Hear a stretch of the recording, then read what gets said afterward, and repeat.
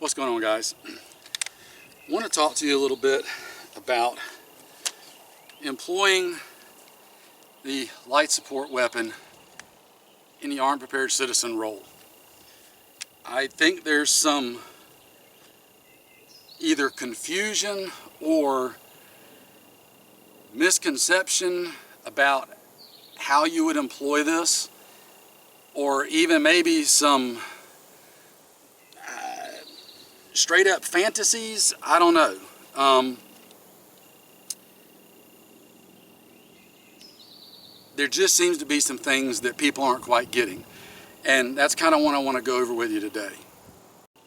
So, in the role of the armed prepared citizen, employing a light support weapon or area denial weapon, depending on what you're using it for, it's not going to be the same as how you would employ a, excuse me, got people messaging right when I'm trying to do stuff. Nobody bothers to call you until you're in the middle of doing something important. Anyway,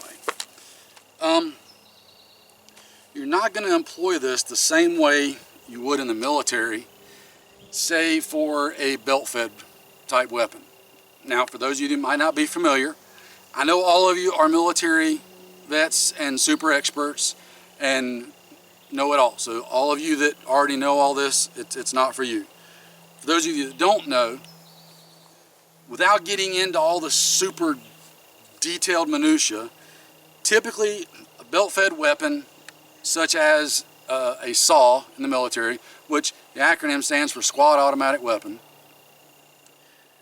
the typical role for that is to lay down suppressive fire on an adversary so that it hopefully gives your teams time to maneuver and close on the enemy and make them no longer an enemy. There are very specific things that go into making a belt-fed not only good in that role, but even capable in that role. You've got things such as the ability to change barrels out relatively easily.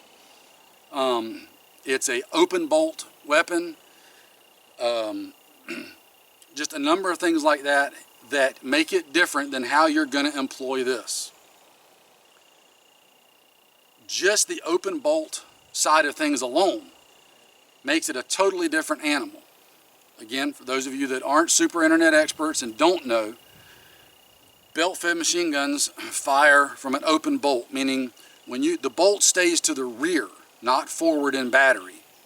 And as you pull the trigger, it releases the bolt, it goes forward, strips around out of the belt, chambers it, fires it, ejects it, link comes out, and then if you let off the trigger, the bolt stays to the rear. It does not go back in the battery. What that means is that in between strings of fire, because you don't just hold it down, other than in like real specific emergency situations or movies, you fire it in bursts. So in an open bolt gun, when you're firing in those bursts, in between bursts, in those little pauses, the bolt's staying to the rear and that lets airflow go through the barrel because everything's open. It might not seem like a lot, but it helps. It counts. Every little bit makes it run more like what it's supposed to. This does not have that. This is a closed bolt gun. You don't have a quick change barrel capability. There are other things you got to take into consideration. Additionally, being an armed prepared citizen, the roles that you're going to employ this as, you have got to take into account ammo management. I know so many of you have got these fantasies, but the reality is going to be, if everything goes freaking tits up pear-shaped, God forbid, you are going to have a limited amount of ammo. I don't care if you've got 20,000 rounds stashed away in your basement. The ability for you to have that 20,000 rounds where you need it when you need it is going to be pretty slim. You've got to keep that in mind. The other thing that I think people just don't understand, you don't have to put rounds fully automatic onto a threat to keep them suppressed. Put yourself in that same position. You're the bad guy. You're 100 yards away. You're behind a tree, a dirt mound, a car, whatever. And every second, yeah, bugs. Every second, every 2 seconds, there's a round impacting off of that cover that you're hiding behind. So that tree that you're behind, that you are literally fitting your entire body behind, because you will when bullets start flying, every 2 seconds, bam, 1001, 1002, bam, 1001, 1002, bam, 1001, 1002. How much of an urge do you have to poke up from behind that cover when you know there's a gunner out there that's got you in his sights, he knows where you're at, and that slow, methodical fire he's putting on your cover will allow him to pop your dome as soon as you start to move from behind it? You're suppressed. It doesn't have to be full auto.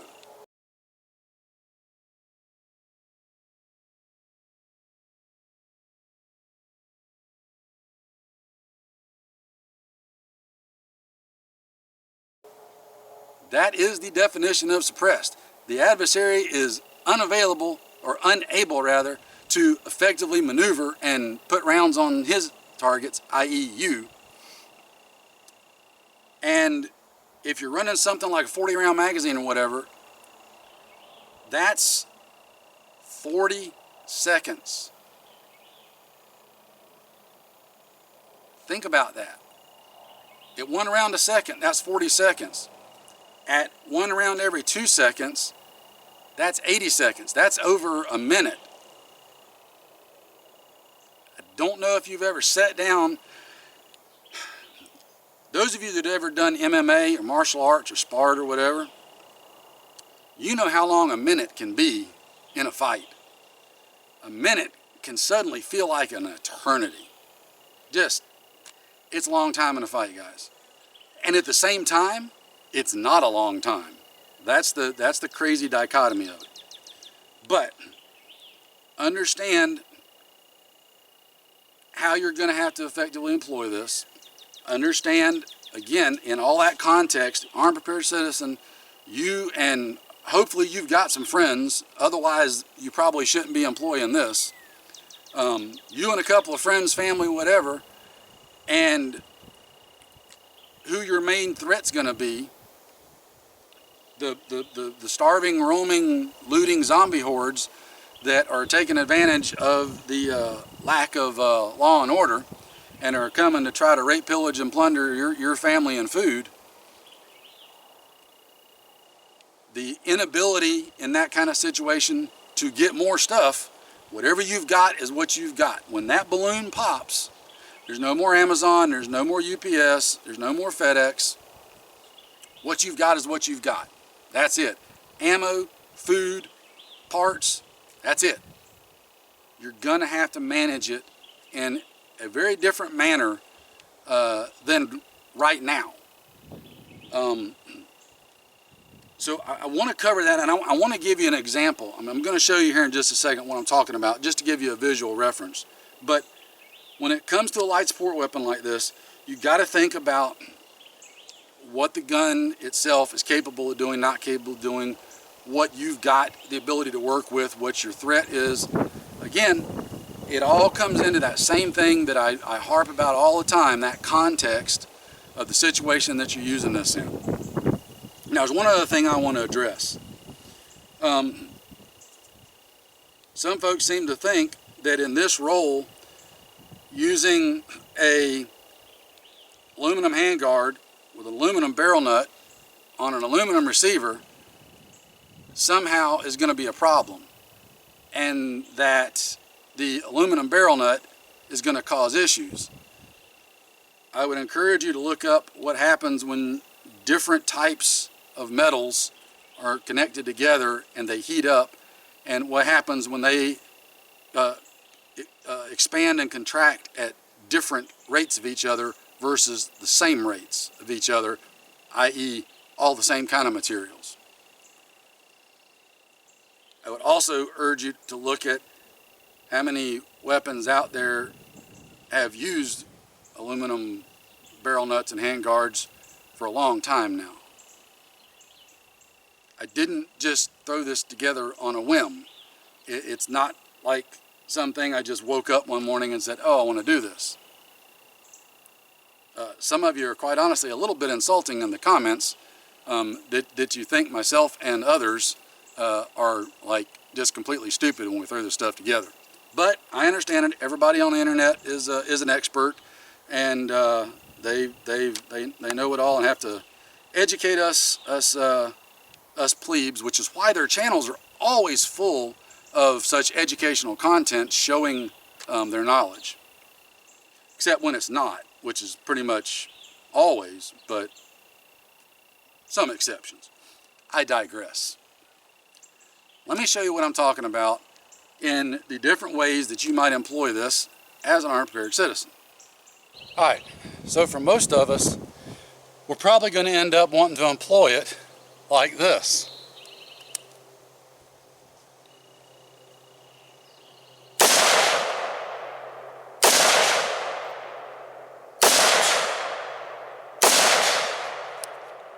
Now, nice slow rate of fire. I can easily keep it on target. I can easily track my target, so on and so forth. I'm managing my ammo. It's how we're probably going to have to do it, is suppressive fire. You can adjust the rate of fire as you need to, right? That's the thing. But you got to be mindful of your system, your objective, your supplies, etc. You can't just get trigger happy unless the situation just absolutely 100% calls for it. And honestly, most of the time, it's probably not going to call for it. Now, let's say that you are fortunate enough to know someone or have a good friend who has something like a forced reset trigger that they will kindly let you borrow. That can open up some other things for you. However, for those of you that do have a binary trigger, forced reset trigger, anything like that, understand you are not firing from an open bolt piston weapon. If you just do continuous mag dumps out of this, you will end up messing up the gun. Most likely you're going to blow the gas tube, which is fortunately intentionally the weak point of it. The gas tube is meant to blow first before any kind of permanent damage is done to the rest of the gun, hopefully. But just understand, even with a forced reset trigger, binary trigger, whatever, you are still not firing from an open bolt weapon, okay? I urge you to keep that in mind, okay? If you do use one, you want it to be something akin to this.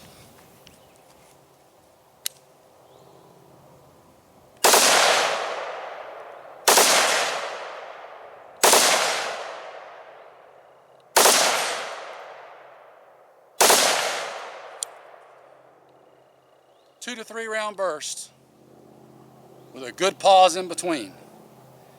You've got to manage your ammo. You've got to manage the gun.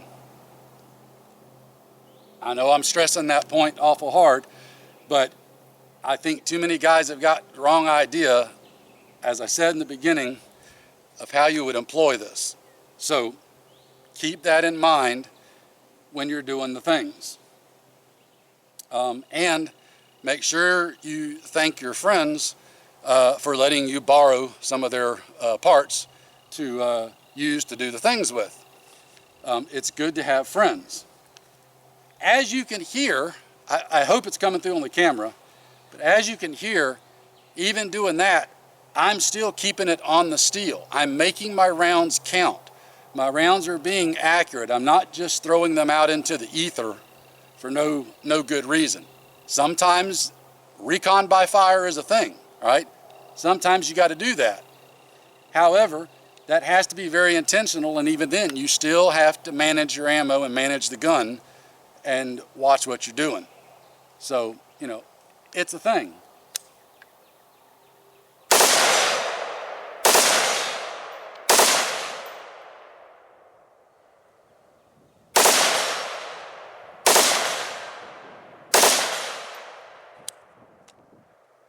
Simple as, guys. Hope you guys understand what I'm getting at. Hope it makes sense. Hope it helps you out a little bit. In the meantime, whatever you've got, make sure you're getting out and practicing with it, training with it. And I know it's difficult, believe me. I've been doing this for a long, long time. But find some like-minded friends. Having like-minded friends and having a team is going to make your odds of success go up dramatically. You got to have friends, and you got to have good friends. It can't just be anybody and everybody. Make sure you get good, reliable friends that are on the same page with you, morally, philosophically, etc. You've got the same goal you're working towards, and that you then get out and do the things together, all right? You guys stay safe, take care, get after it. I don't care what anybody says, that clock is still ticking, guys.